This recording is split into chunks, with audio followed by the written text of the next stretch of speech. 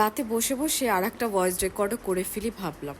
So এটা ছিল কালকের সন্ধ্যার বেলাটা, মানে বিকেলের টাইমেই আমরা বের হয়ে গিয়েছিলাম এক্সপ্রেসওয়ে। এই এক্সপ্রেসওয়ে দিয়ে যাব 300 ফিটে। আমরা সবাই প্ল্যান করলাম, বাবা আম্মু আমরা তিনজন মিলে চলে গেলাম 300 ফিট।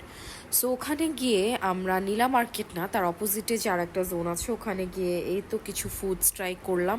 অ্যান্ড এই চাটা অনেক ভালো ছিল, দুধ চা ছিল।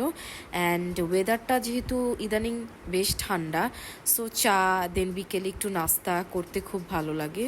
সো পিৎজা যেটা আমি ক্লিপ নিয়েছিলাম, পিৎজাটাও বেশ মজার ছিল। অ্যান্ড সাথে 2টা রকমের সস ছিল। আর পুরি, সাথে বাবা কিছু পুরিও এনেছিল চার সাথে এনজয় করার জন্যে।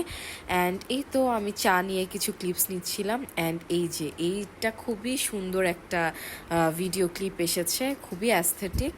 সো তারপর ডিনার কমপ্লিট করার জন্য চলে গেলাম ফিশের একটা মার্কেট আছে ওখানে, যেখানে অনলি ফিশ সেল করা হয়।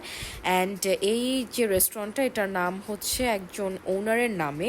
অ্যান্ড তার নাম হচ্ছে কালাম, মানে কালাম রেস্টুরেন্ট হিসেবেই সবাই চিনে। সো ওখানে গিয়ে আমরা ফ্রাইড স্কুইড অর্ডার দিলাম। দেন সাথে ছিল আবার barbecue squid and also fish, মানে হোল ফিশ যেটা, সেটার বারবিকিউ। সো এই তো আমরা আমাদের ডিনার কমপ্লিট করে বাসার উদ্দেশ্যে রওনা হলাম। অ্যান্ড রোডও কোয়াইট ফ্রি ছিল, কোনো ট্রাফিক ছিল না। And the evening was really amazing.